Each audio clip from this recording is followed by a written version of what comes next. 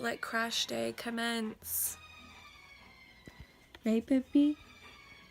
Yeah, the rainbow bee.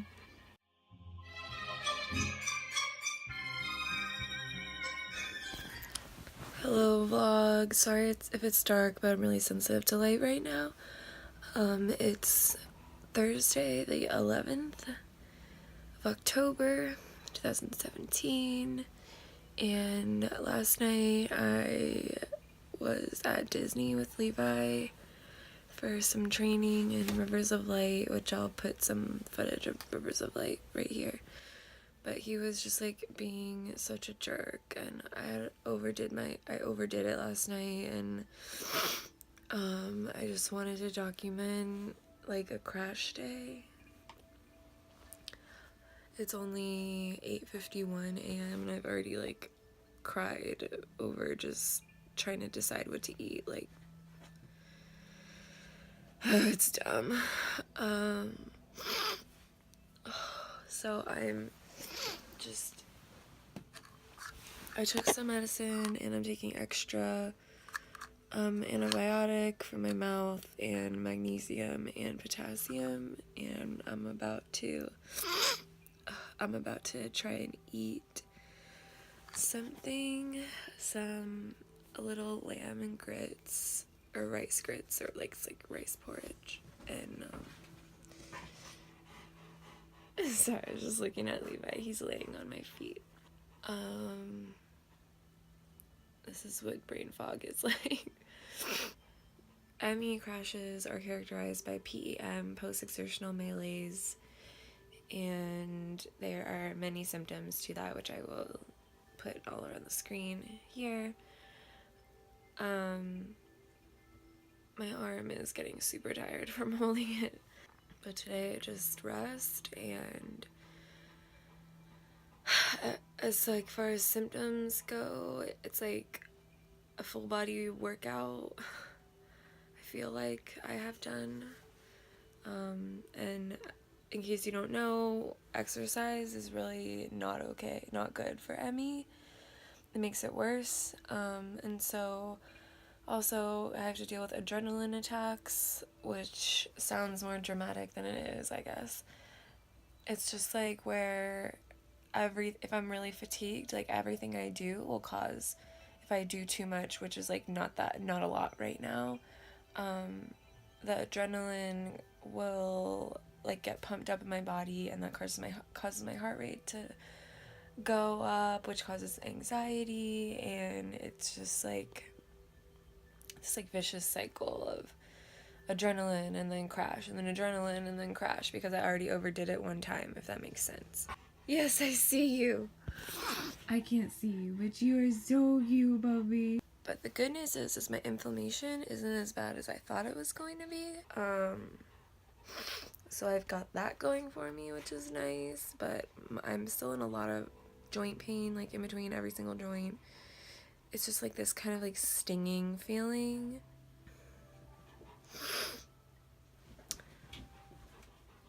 I don't know. I can't even like form a complete sentence. Like, welcome to ME.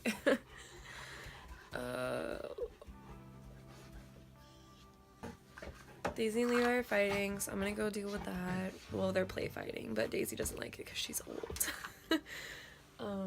And so yeah, just gonna keep hydrated, take my medications, try and eat, but also rest. It's right here.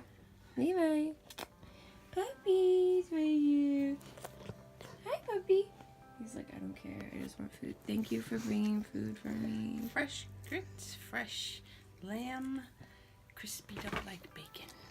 Oh God, thank you. I see you, Megan. Hey, you're a good boy. I love you.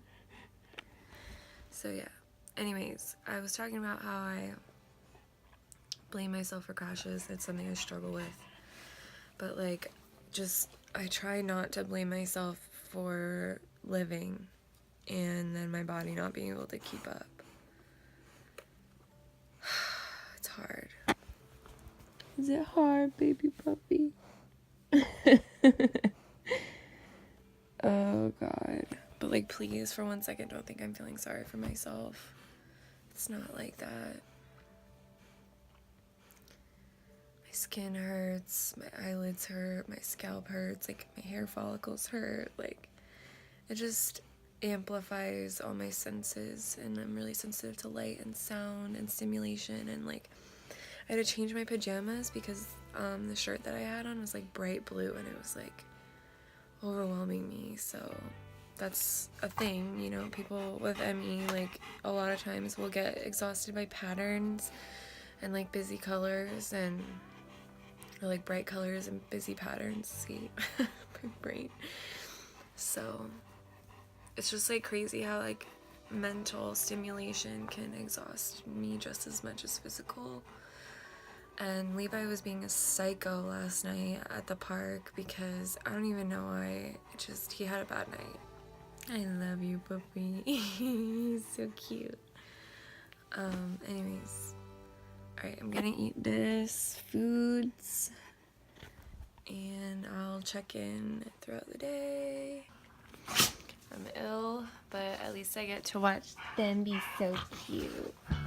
Get him, Levi. You get him. Get him, Joe. Hi, honey. Oh, you are so cute, Daisy. I love you. Would you like to come up? Can I help you?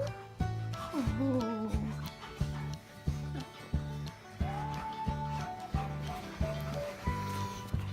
Are you being silly though? Oh, Daisy's silly. Oh.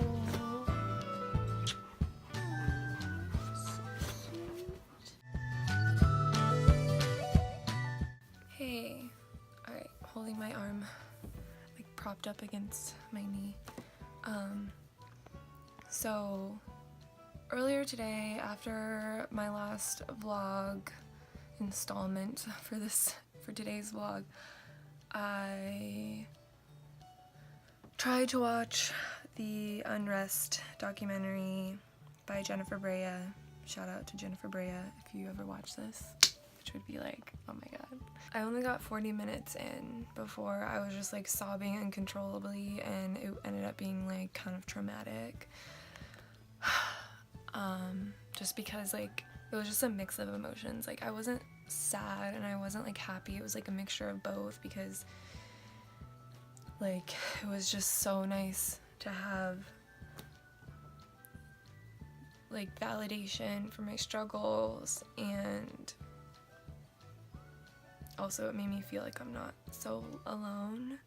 And I know that there are like millions of people with ME, like I know that, and I know a few of them, like it's not like I like am completely shut off from the world, but like to have like a legitimate piece of art recognized by mainstream, I don't want to say society, that's not what I mean, it's like by like Sundance, you know, like Sundance gave them an award for that film, and that to me legitimizes it in the eyes of maybe people who don't believe in ME or the types of co-infections that I have. And it was just like cathartic but also triggering, and I do plan to watch the rest of it. And shortly after that I fell asleep. This was like at 12 noon and it's 4 a.m. now the next day, and I slept until 3 a.m. So 12 noon to 3 a.m. Like that's how much it took out of me. And also I went to Disney on Wednesday and overdid it, like you heard me say earlier. So I definitely just like needed the rest, which it was good. I felt better when I woke up at 3, and I was like disappointed in myself. Oh dang it, I was gonna vlog and now I ruined the vlog because I just had to sleep, because I had a crash, because I overdid it, and I was just like doing that thing that I was talking about earlier where I just beat myself up. And because I've been meditating for the last 3 years, I like know how to intercept those and be like, okay, do these thoughts have any basis in like logic or fact? And when I'm shaking now, sorry if it's like shaky, I don't have the energy to get my tripod out. So those thoughts were legitimate in the sense that they were real feelings and I was feeling them, but as far as like giving them credit for making me feel a certain way, they weren't legitimate. And I think that's really important to talk about. And I was like thinking to myself, oh, the vlog's not gonna be as interesting as I want it to be. It's not gonna be this, it's not gonna be that, it's not what I planned. And then I'm like thinking to myself, like, okay, but your entire life isn't what you planned, so this isn't any different from how you normally operate. So I don't know, just kind of thinking out loud here. Oh, my arm's burning. Oh, here we go. I set my arm on the little chair right there. I was just like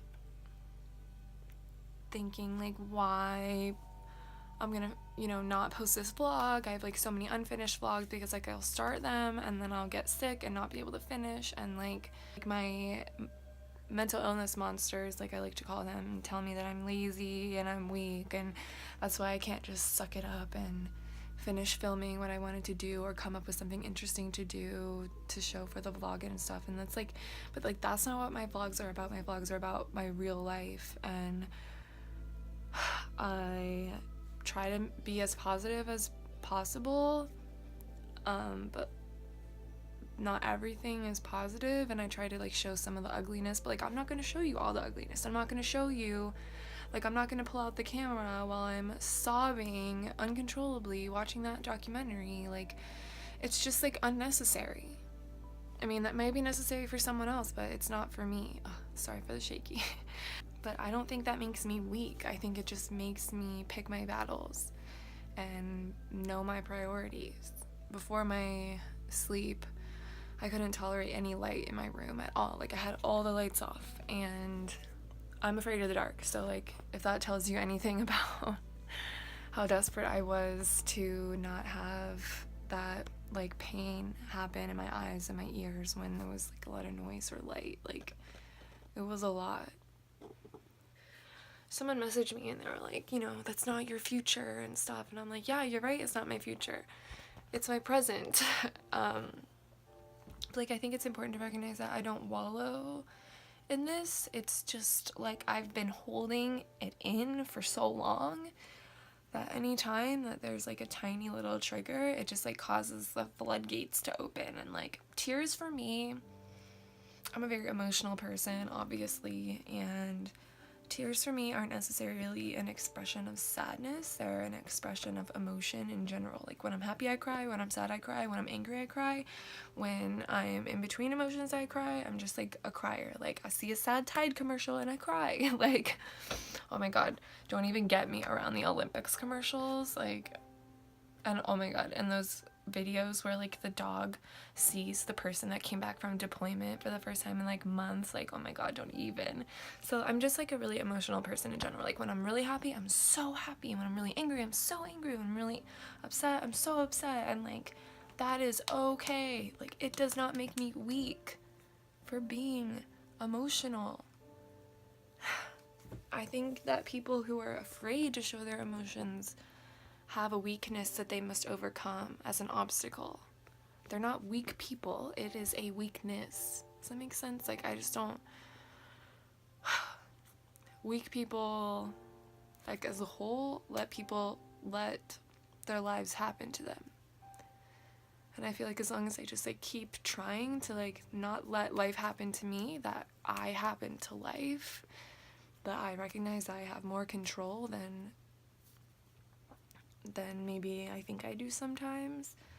I think that's what keeps me going, and I just like try to focus on the things I can control and do my best on those and let the things that I can't control go. And I think that's the definition of happening to life, not letting life happen to you. So sorry, there's so much shakiness going on. I like keep apologizing, but it's like annoying for me when someone's like, but it's just because my muscles are really weak right now and I haven't eaten in a while, but I'm about to do that, so do not worry. So now that I'm feeling better, I decided like, okay, no, you know what, I'm gonna get the vlog out and I'm gonna finish this thing, even if it's not how I intended it to be. Man, I can talk for a long time. Sorry about that. I hope I'm not sorry, but you know what I mean. I also posted something on Instagram today, like a reaction picture of me watching the documentary, and I got a lot of feedback from people from it, like saying like, oh my god, are you okay, like don't cry, like blah blah blah. And I'm like, I didn't do that for attention. I did that because I'm sick of minimizing the right to feel things and show it to social media. And like, I'm done hiding, I'm done trying to make everyone think that I am so strong and graceful with everything that I do. Like, I think that showing my vulnerability adds to that, because no one is completely strong and positive like 1,000% 24 hours a day. Like, then they would be a robot or a dog.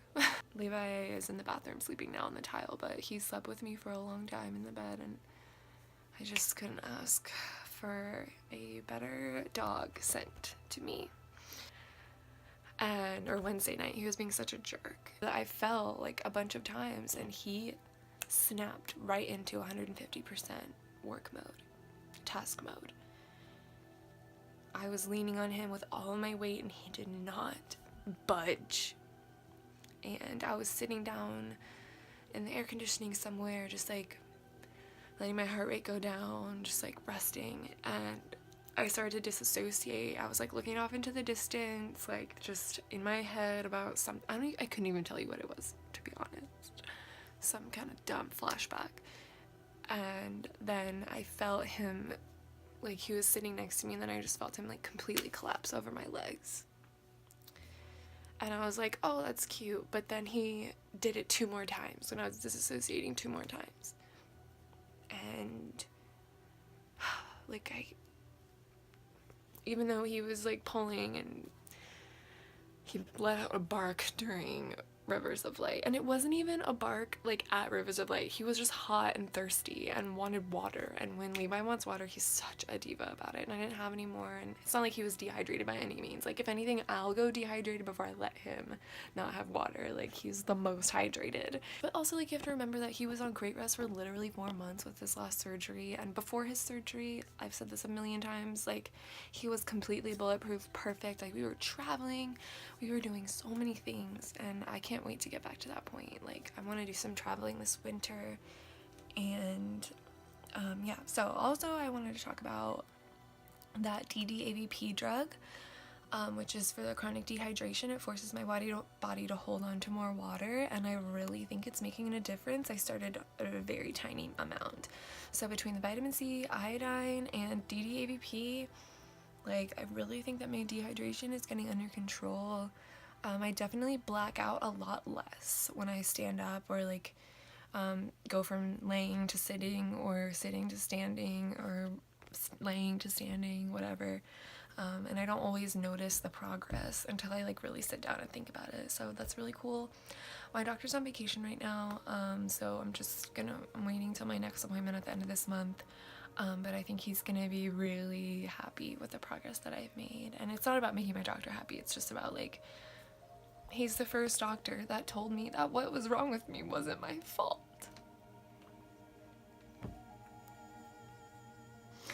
I didn't know that was gonna happen, sorry. Like, for the last 10 years, every single doctor I've been to, besides like my 2 favorite specialists, one in Clearwater and one in Orlando, told me that I was faking it and I was exaggerating, and it was because I was taking psychiatric medication and the side effects were making me feel like I had a disease. And like, at least, like, I would say up to 10 doctors, if not a dozen, have brushed me off. And that's another reason why the documentary just like hit me so hard.